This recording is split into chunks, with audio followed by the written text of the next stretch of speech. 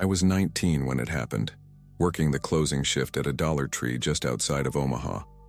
It was a quiet, forgettable Wednesday, one of those nights where the minutes dragged, and the only customers were people grabbing last-minute cleaning supplies or cheap snacks. I was at the register, zoning out while my coworker, Jake, stacked a few boxes in the back. We were supposed to close in 10 minutes, and I was already thinking about heading home, heating up some leftovers and crashing in front of the TV. Then the door swung open so hard it smacked against the wall, and my whole night changed. The guy was wearing a ski mask, one of those thick black ones that hid everything but his eyes. He didn't hesitate. He stormed up to the counter, pulled out a gun, and pointed it right at me. "Open the register," he barked, his voice sharp, like he was trying to sound tough but was a little too frantic to pull it off. My stomach dropped, and for a second I just froze, staring at the barrel of the gun like my brain couldn't quite process it. "Now!" he shouted, making me flinch. My hands felt numb as I reached for the register. The problem was, we barely kept any cash in there at night. Most of it got deposited in the safe every few hours, and the safe was time-locked. I punched in the code for the drawer and it popped open with maybe $30 inside, just a few crumpled bills and some change. I could see his expression shift beneath the mask, his breathing getting heavier. "That's it?" he growled. I nodded quickly, my throat too tight to speak. He muttered something under his breath and slammed a fist against the counter, making me jump. That's when he turned his head toward the only other person in the store, the woman standing near the candy aisle, frozen in place. She was in her late 30s, maybe early 40s, with shoulder-length brown hair and a reusable grocery bag slung over one arm. I hadn't really noticed her before, just another customer grabbing a few things before closing. But now, she wasn't just a customer, she was leverage. Before I could say anything, the guy lunged for her, grabbing her by the arm and yanking her toward the door. She let out a choked gasp, dropping her bag, sending a roll of paper towels bouncing across the floor. "You're coming with me," he snapped, dragging her forward. She struggled, trying to twist free, but he tightened his grip, pressing the gun against her side. That was the moment I thought I might actually watch someone die.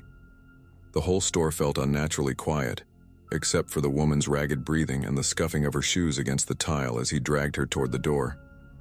I wanted to do something, anything, but I was frozen behind the register, my hands gripping the counter so hard my knuckles turned white. My brain was screaming at me to move, but my body wasn't listening. The guy shoved open the glass door with his shoulder, pulling the woman along. She let out a small, desperate whimper, and I could see the tears welling in her eyes. That's when I heard it. The distant wail of a police siren. It wasn't loud at first, just a faint sound rolling over the nearly empty parking lot, but it was getting closer. Fast. The guy froze mid-step, his head snapping toward the street. For a second, none of us moved. The woman, the masked man, or me, still rooted behind the counter. Then, just as quickly as he had grabbed her, he shoved her away. She stumbled, nearly falling to the pavement, but caught herself against the shopping cart corral. Without another word, the guy bolted, sprinting across the lot toward the back of the building. I let out a breath I hadn't even realized I was holding.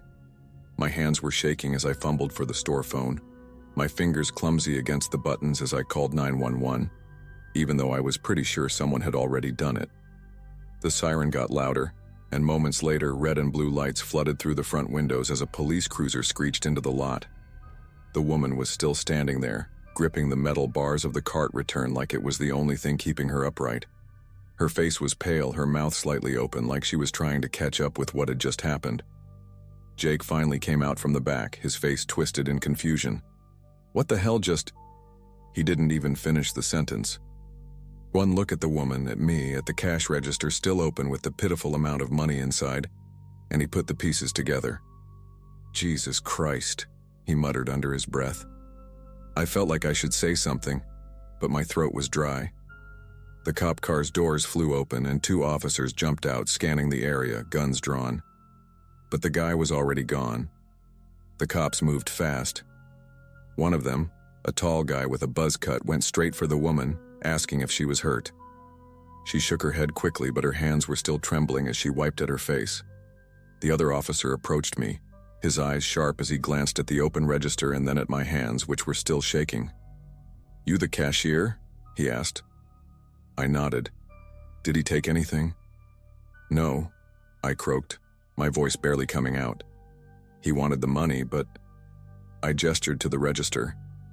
It wasn't enough. Then he grabbed her. I nodded toward the woman who was still clutching onto the cart corral like she might collapse if she let go. The officer's jaw tightened. He radioed something in, probably about a suspect on foot, but I wasn't really listening. My head was still spinning. The reality of what had just happened was settling in and my adrenaline was starting to crash. They had us both give statements. The woman, her name was Lisa, could barely get the words out at first, her voice shaking as she described how the guy had grabbed her, how she thought for just a few seconds that he was going to shoot her right there in the parking lot, or worse, take her with him. She kept rubbing her arm where he had gripped her, like she was trying to erase the feeling of his fingers digging into her skin. I told them everything I could remember, the way he spoke, the kind of gun he had, how he smelled faintly of cigarettes and sweat. They asked about cameras and I told them there was one above the entrance, but I wasn't sure if it was even working. Eventually, another cop car showed up, and they had us wait while they checked the area. One officer stayed with us, making sure we were okay, but I could tell by the way he kept glancing toward his radio that they weren't finding anything. The guy was gone. Lisa's husband arrived a little while later, a short, stocky man with graying hair. The second he saw her, he pulled her into a hug so tight I thought she might disappear. I thought, "Jesus, Lisa," he whispered, his voice breaking. I looked away, feeling like I was intruding on something private. After what felt like forever, the cops finally let us go. Lisa's husband kept thanking me, over and over, even though I hadn't really done anything. I just stood there frozen while she almost got taken. I told him that, but he shook his head. "You called for help. You stayed calm. That counts for something." I wasn't sure if I believed that, but I nodded anyway. They left together, Lisa leaning into him like she was afraid to let go. I wondered if she'd ever feel safe going into a store alone again. Jake and I closed up a little later than usual. He didn't say much, just kept looking at me like he wanted to ask something but didn't know how. "You good?" he finally said, tossing a trash bag into the bin near the door. It was such a simple question, but I had no idea how to answer it. Was I good? I didn't know. I felt off. The whole thing didn't seem real, like my brain was still trying to process it. I kept thinking about that moment when the guy grabbed Lisa, how close she had been to something worse, and how I had just stood there. The cops never caught him, at least not that I ever heard. They reviewed the security footage, but it was grainy and barely showed his face under the mask. No car, no clear getaway plan. He had just run off into the night. Maybe he had a car stashed somewhere nearby, or maybe he just kept running until he was far enough away. Either way, he was gone. And that was the worst part, knowing that he was still out there. Maybe trying again, somewhere else.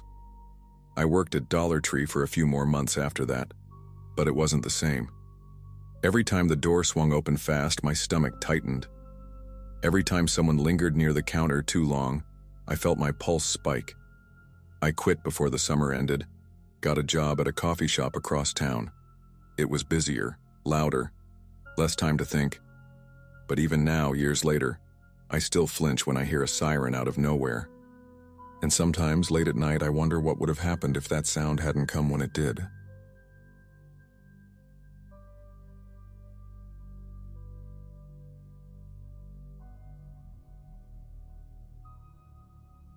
I remember that night so clearly. It was late, around 10:45 p.m. when I walked out of the Dollar Tree with a plastic bag in one hand and my keys in the other. It had been a long day. I worked a double shift at the warehouse, and I only stopped by the store to grab some cheap cleaning supplies before heading home. The parking lot was nearly empty, just a few scattered cars under the dim, orange glow of the streetlights. Mine was parked farther out near the edge of the lot where the pavement met a patch of overgrown grass. I was exhausted, barely paying attention, just wanting to get home, take a shower, and pass out. But then I heard it. A sharp, deliberate whistle. I froze for a second, my fingers tightening around my keys. It wasn't the kind of whistle someone makes absent-mindedly. It was directed at me. Slowly, I looked up. Across the lot, leaning against a dented, dark-colored sedan, stood two men. They weren't talking, weren't doing anything, just staring at me. The way they stood there, completely still, their faces just barely visible under the flickering streetlight, made my skin crawl. I forced myself to keep moving, pretending I hadn't noticed them. I reached my car, an old Honda Civic, and quickly unlocked the door. My hands felt clumsy, but I managed to pull the door open and slip inside. I told myself I was just being paranoid. Maybe they were just waiting for someone. Maybe I was overreacting. I turned the key in the ignition, the engine stuttering to life. The headlights cast long shadows across the pavement, briefly illuminating the two men. They still hadn't moved. My stomach twisted, but I forced myself to shake it off. I shifted into reverse, glancing at my mirrors, ready to back out of the spot. That's when I saw him. A third man, standing directly behind my car. He hadn't been there a second ago. He wasn't walking, wasn't looking around, just standing there, perfectly still. My breath caught in my throat. He was blocking me in. Panic surged through me. I glanced back at the two men by the car.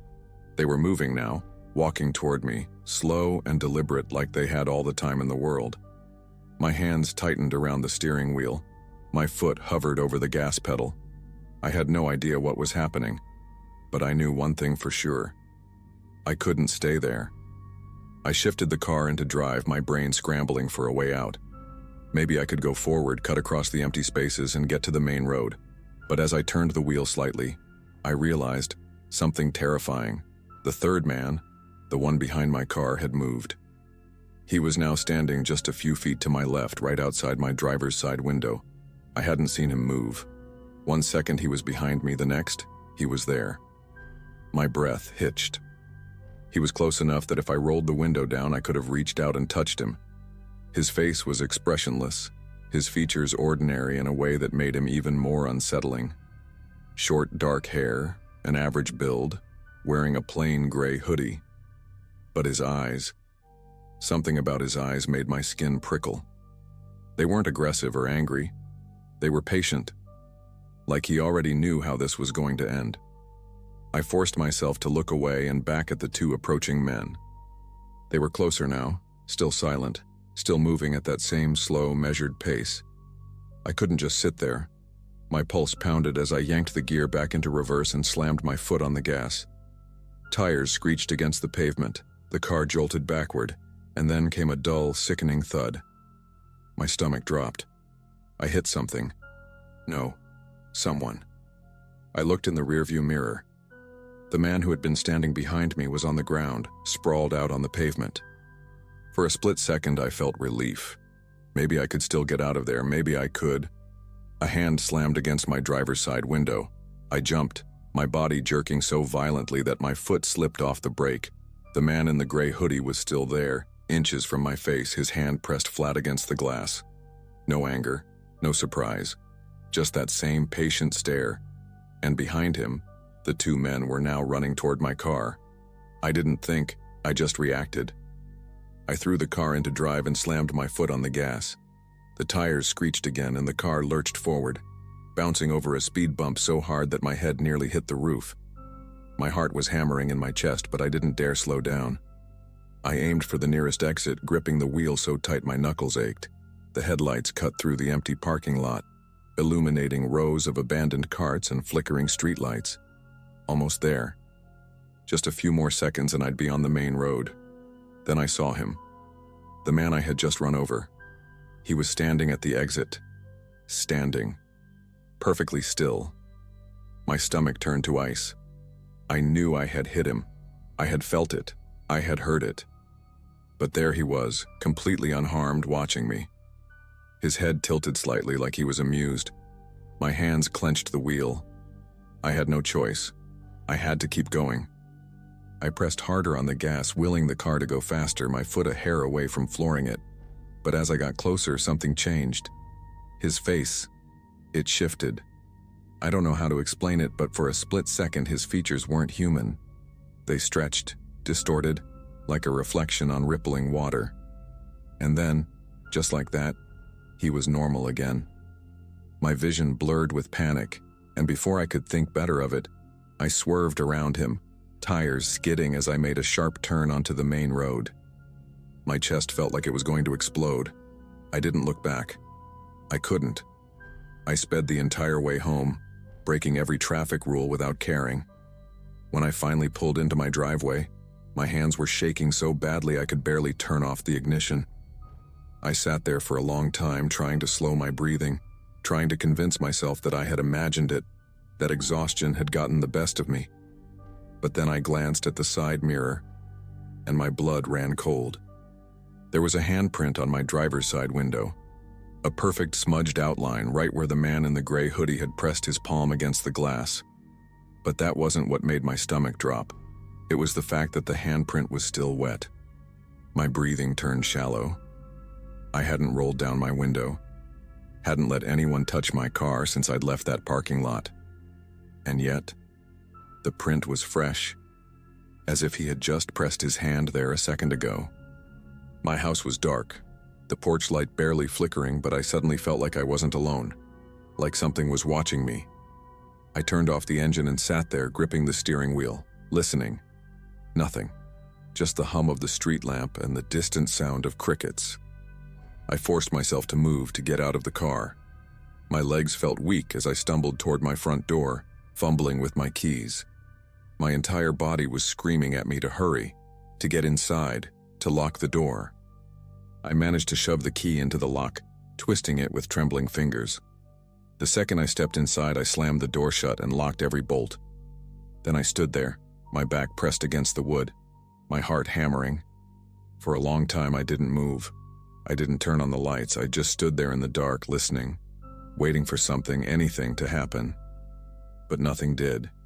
No knocks, no footsteps, just silence. After what felt like forever, I forced myself to check the window. My car was still there, sitting under the dim street lamp. The parking lot was miles away, but I still had this horrible feeling that if I went back, they would still be there, watching, waiting. I never told anyone about that night. I never parked far away from a store again, and to this day I still don't know what those men wanted, or if they were even men at all. But sometimes, late at night, when I'm alone, I swear I hear a whistle.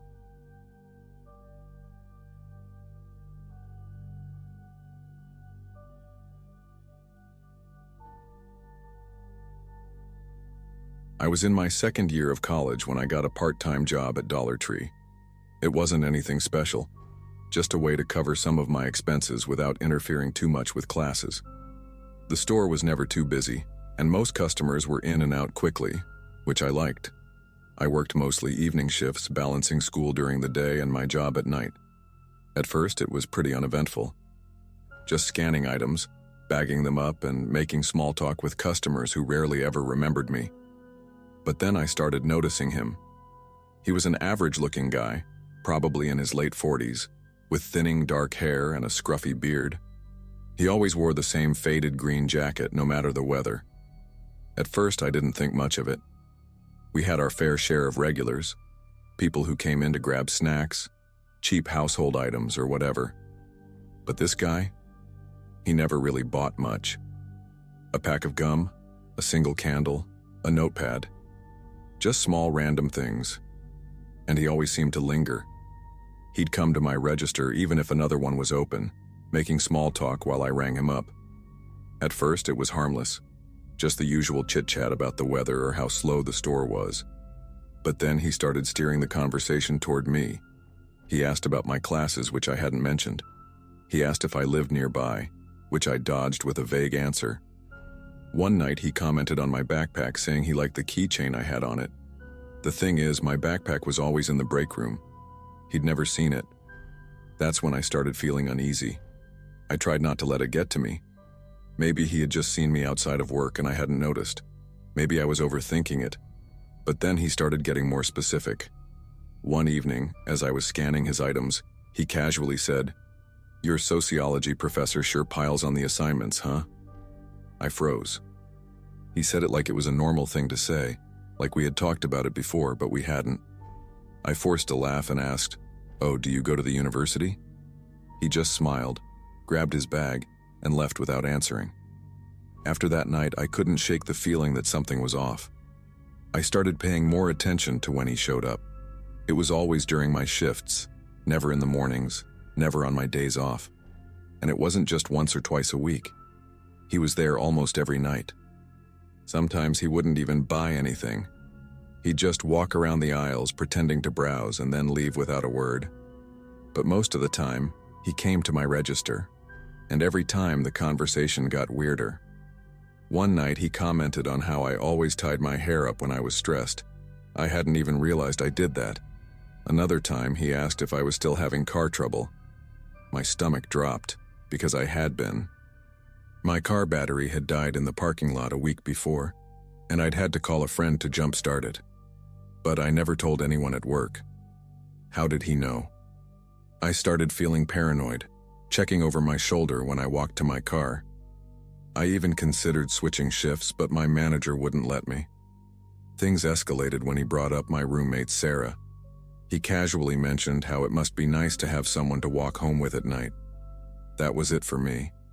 I never talked about Sarah at work. I never even said her name. That meant he either followed me home or somehow knew more about my life than he should. I told my manager, but she just shrugged. "If he's not causing trouble, there's nothing we can do," she said. "Just be polite and keep your distance." As if that was supposed to help. That night, I asked Sarah to meet me outside after my shift. I didn't want to walk to my car alone. But when I stepped out, he was there, standing by the entrance, just watching. He didn't say anything. He didn't even pretend to be shopping this time. He just stood there staring like he was waiting for something.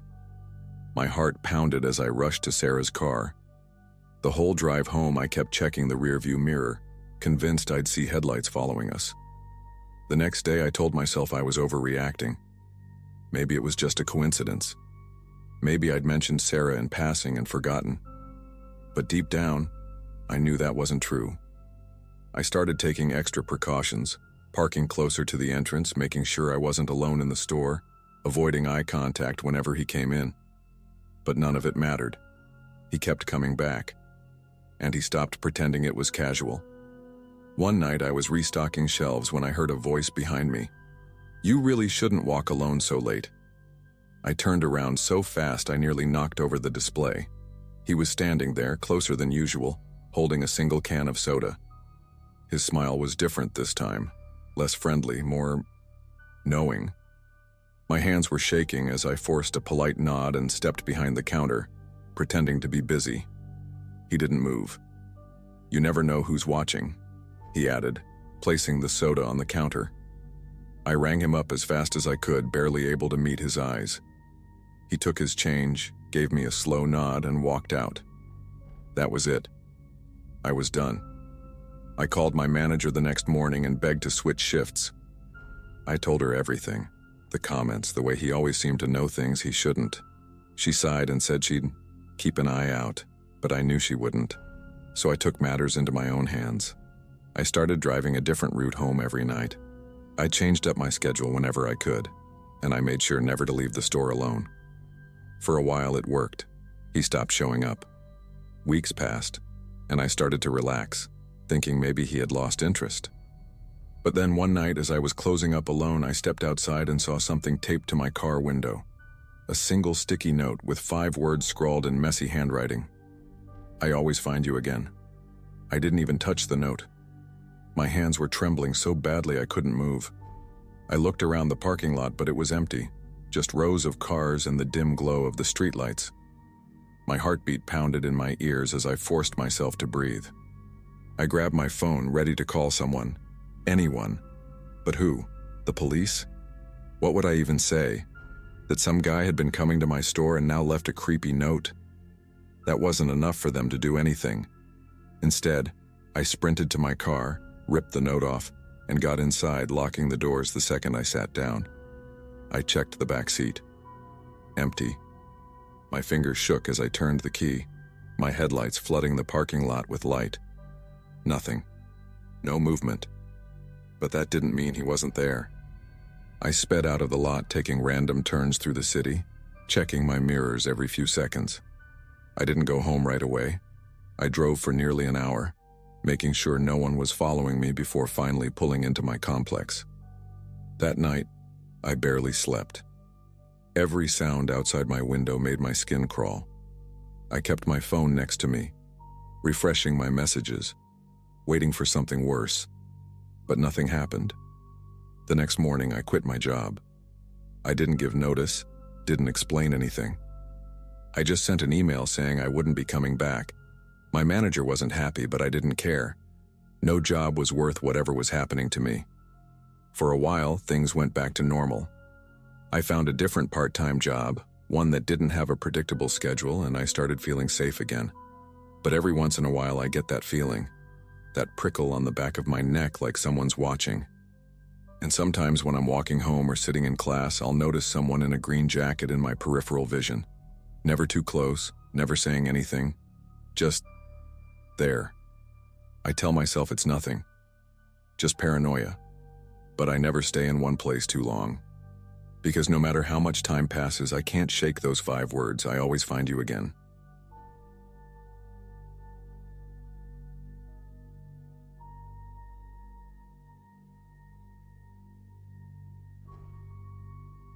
Back in 2017, I was working the late shift at a Dollar Tree in a small town just outside of Columbus, Ohio.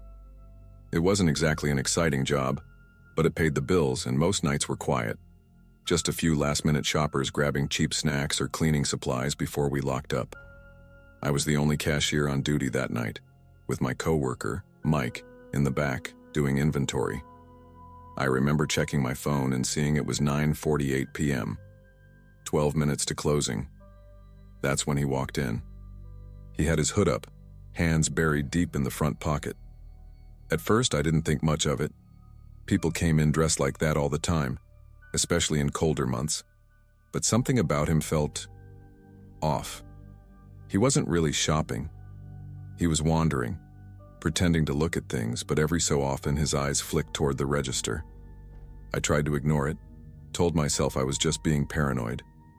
Still, I kept glancing at the clock, hoping he'd leave on his own before closing.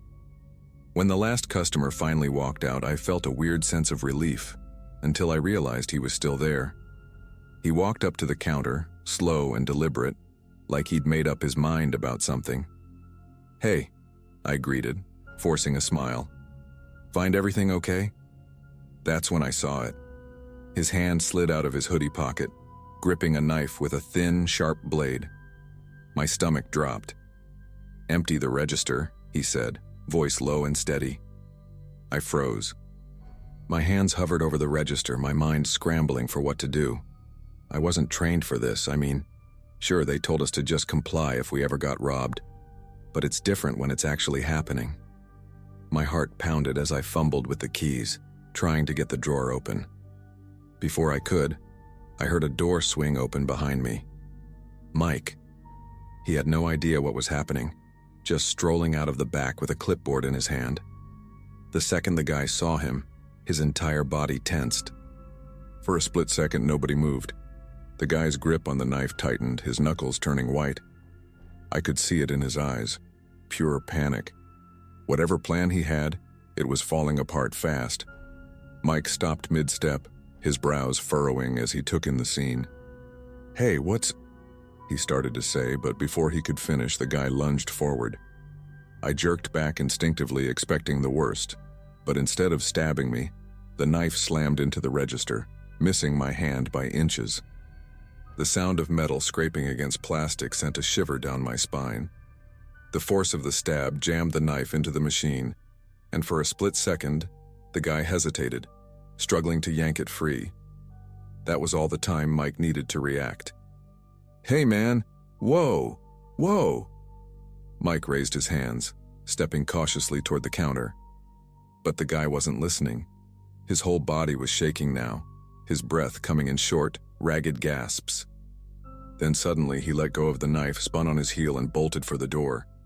I didn't even process what happened until I heard the chime of the front door slamming shut behind him. My hands were shaking as I gripped the counter, my chest heaving. Mike rushed over, eyes wide. "Dude, are you okay?" I couldn't even answer. My brain was still catching up. I looked down at the register, at the knife still lodged in the plastic casing. The drawer had popped open slightly from the impact, bills visible inside. If he had just waited a second longer, he could have grabbed the cash and run, but he didn't.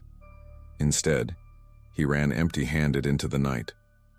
Mike grabbed his phone, already dialing 911, while I just stood there staring at the mess. The police showed up within minutes, taking our statements and securing the knife as evidence. One of the officers, a tall guy with a thick mustache, shook his head as he examined the register. "Dumbest damn robbery attempt I've ever seen," he muttered. Turns out they'd been looking for this guy for weeks. He'd hit a string of small stores just like ours, always late at night, always with a knife. They showed us a grainy security cam photo of him from another robbery, and yeah, it was definitely the same guy. His name was Eric something. I don't remember the last name. Apparently, he had a record a mile long. The cops said he'd been getting more desperate, more reckless. This time, he left behind a weapon with his fingerprints all over it. They were confident they'd catch him soon. That should have made me feel better, but honestly, I still felt sick to my stomach. The whole thing had lasted maybe a minute, but it had shaken me in a way I couldn't explain. I took the next few days off, trying to shake the feeling that he might come back. Every time I closed my eyes, I saw that knife slamming down, felt the cold rush of adrenaline in my veins. Even though he hadn't actually hurt me, the what-ifs wouldn't stop playing in my head. What if Mike hadn't walked out when he did? What if the knife had landed just a few inches to the left? What if he had gotten frustrated and decided to do worse? A week later, the police called back. They caught him breaking into a gas station 2 towns over. When they searched his place, they found a list. Actual handwritten notes of stores he'd planned to hit. Ours was on there, underlined. That sent a fresh wave of chills through me. He'd planned it out, he'd been watching. I wasn't just some random cashier who got unlucky. He had picked our store on purpose. And yet, everything had gone so horribly wrong for him. I never worked another closing shift after that. I told my manager I'd quit if they didn't move me to mornings. Even now, years later, I get uneasy in stores late at night. Every time I see someone with their hands buried in their hoodie pocket, I catch myself watching, waiting for them to make a move. Most of the time, they're just shopping. But sometimes, late at night, I wonder, how many other people like him are out there, waiting for the right moment to strike?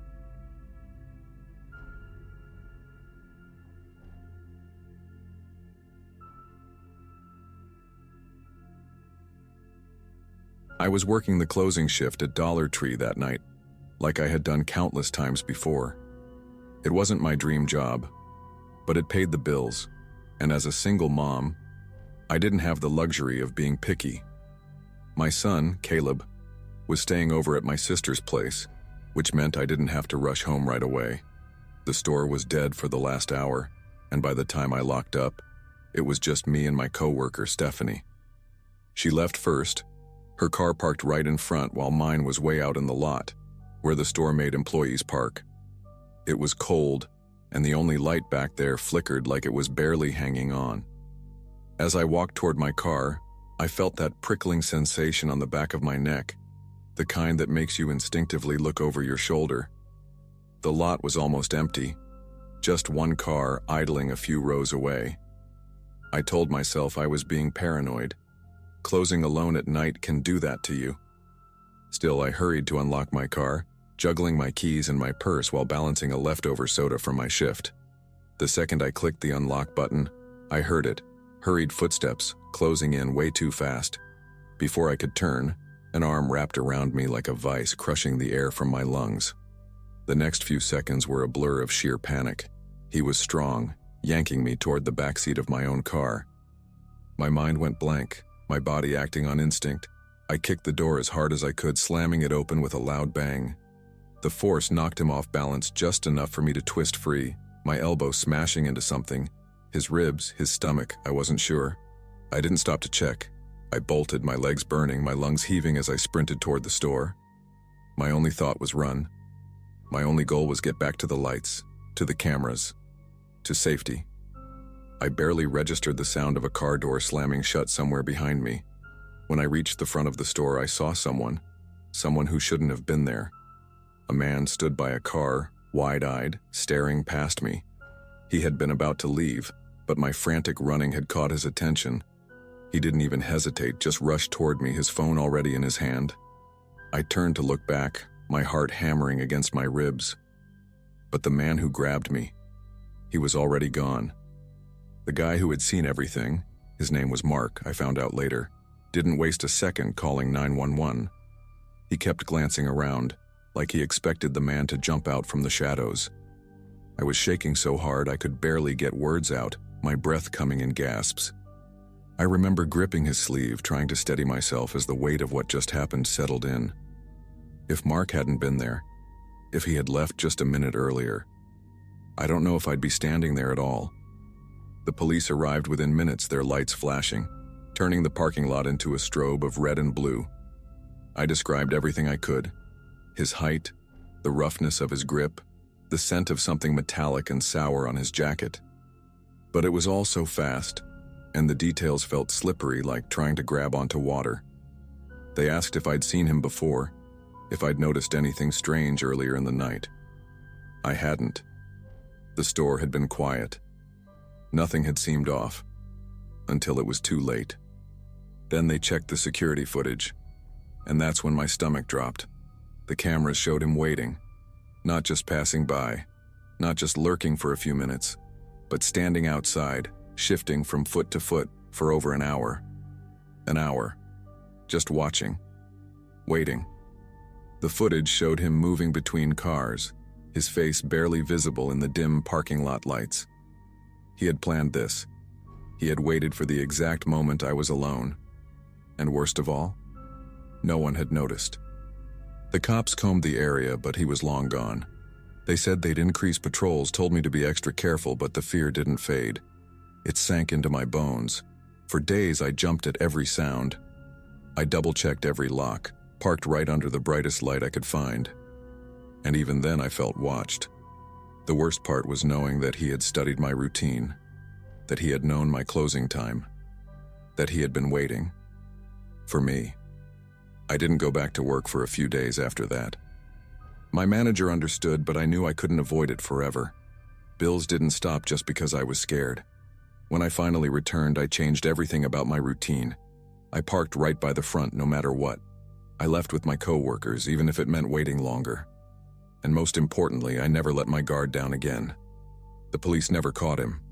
There were no leads, no fingerprints, nothing to track him with, just a shadow in the grainy footage. But something about that night stuck with me, something I couldn't shake. The way he had waited, the way he had moved. It wasn't random. It wasn't some last-minute decision.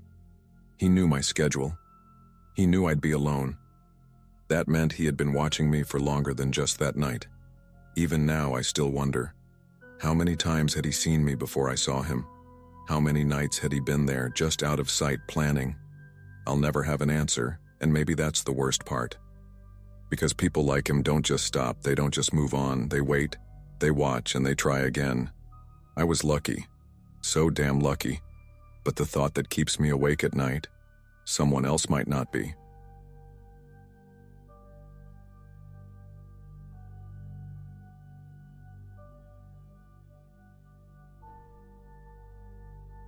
I was 22 at the time, working the night shift at a Dollar Tree in a small town just outside of Columbus, Ohio. It wasn't my dream job, but it paid the bills while I figured out what to do with my life. The store closed at 10 p.m., but we always stayed an extra hour or so to restock shelves and clean up. By the time I clocked out that night, it was nearly midnight. I was exhausted, my back aching from lifting boxes all day, and all I wanted was to get home, eat something, and pass out. The parking lot was mostly empty, just my old Honda Civic and a few cars belonging to the fast food workers at the Wendy's next door. It was a quiet, chilly night, the kind where even the wind sounded tired. I was halfway to my car when I noticed him. He was standing near the dumpsters behind the store, just inside the glow of a flickering streetlight. A tall, thin man in dark clothes, his hands stuffed into his pockets. At first I thought he was just a homeless guy looking for scraps, but something about the way he stood there, completely still, made my stomach tighten. I told myself not to be paranoid. It was late, and I was probably just on edge from being alone in a dimly lit parking lot. I kept walking, not looking directly at him, just focused on reaching my car. But as soon as I pulled my keys from my pocket, I heard footsteps. "Hey man," a voice called out. I froze for a second before turning. The guy had stepped out of the shadows, closer now, close enough that I could see his face under the streetlight. He was older than me, maybe in his late 40s, with sunken cheeks and eyes that looked too big for his face. He gave me a smile, but it didn't feel friendly. "Can you give me a ride?" he asked. His voice was smooth, like he'd asked the question 1,000 times before. My heart started pounding. I wasn't about to let some stranger into my car, especially not one who had been lurking in the dark. I forced a polite smile and shook my head. "Sorry, man, I'm heading the other way." I reached for my car door, ready to get the hell out of there. The smile on his face didn't fade. If anything, it stretched wider. Before I could react, his hand shot out and grabbed the handle of my car door. "Come on," he said, his voice still calm but insistent. "Just a quick ride." My stomach dropped. I yanked the door open before he could stop me and threw myself inside, slamming it shut. My hands fumbled with the lock, my fingers shaking so bad I almost missed the button. A second later, he yanked at the handle hard. The car rocked slightly, and for a split second I was sure the lock wouldn't hold. I jammed my key into the ignition, my breath coming in short, panicked gasps. The engine sputtered before finally turning over, and as I threw the car into reverse, I risked a glance up. He was still there, standing right outside my window, fingers curled around the door handle. But he wasn't pulling on it anymore. He was just staring at me, his head tilted slightly, that eerie smile still plastered on his face. It wasn't the kind of smile someone gives when they're joking around or trying to be friendly. It was something else entirely, like he knew something I didn't. My pulse hammered in my ears as I slammed the gear into drive and sped out of the parking lot, tires screeching against the asphalt. I didn't look back. I didn't want to. I just wanted to put as much distance between me and that guy as possible. I didn't fully breathe again until I was a few miles down the road, streetlights blurring past as I gripped the wheel with clammy hands. My whole body felt electric with leftover adrenaline, and I had to tell myself over and over that I was safe now. I made it home in record time, locked every door in my apartment, and sat on my couch for what felt like hours just staring at the floor. The logical part of my brain tried to reason it away. Maybe he was just some desperate guy looking for a ride. Maybe he wasn't dangerous, just weird. But my gut told me otherwise. That look in his eyes, that smile, there was something deeply wrong about him. I barely got any sleep that night. Every time I closed my eyes, I saw his face again. That unsettling expression burned into my memory. By the time morning rolled around, I was exhausted. But I had to go back to work. As much as I wanted to call in sick, I knew I couldn't afford to miss a shift. So I dragged myself out of bed, got dressed, and drove back to the store, trying to convince myself that it was all in my head, that he was gone, that it was over. But when I pulled into the parking lot, my stomach dropped. 2 police cars were parked near the loading dock, their lights flashing but sirens silent.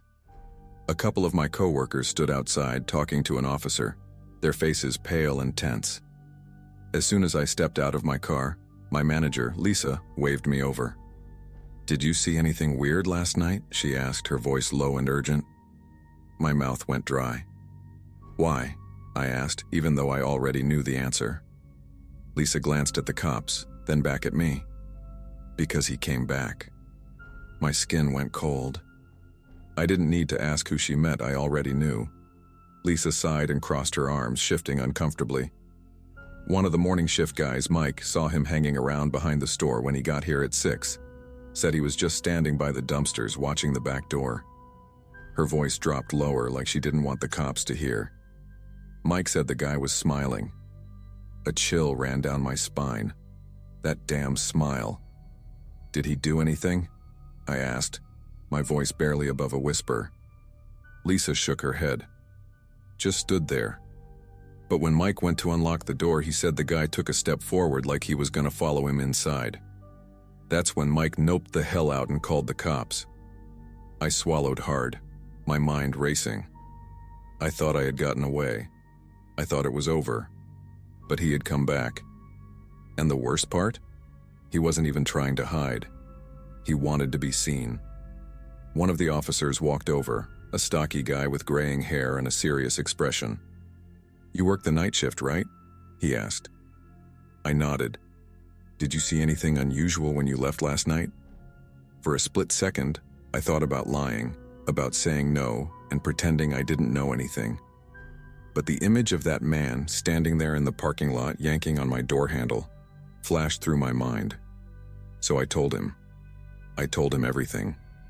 The officer listened carefully, nodding as I spoke, but I could tell from his expression that this wasn't the first time he had heard something like this. When I finished, he let out a slow breath. "We've had reports of a guy matching that description hanging around other businesses in the area," he said. "Same behavior, standing outside late at night, asking people for rides, never gets aggressive, just lingers." I felt a wave of nausea wash over me. "So what happens now?" I asked. The officer sighed. "We'll keep an eye out, but unless he actually commits a crime, there's not much we can do." That was 2 weeks ago. I haven't seen him since, but that doesn't mean he's not out there. Every time I walk to my car after a shift, I check the shadows, half expecting to see him standing there with that unsettling smile. I don't know what he wanted that night, and honestly, I don't think I ever will. But one thing's for sure, I'll never forget his face. And if I ever see him again, I won't wait around to find out what happens next.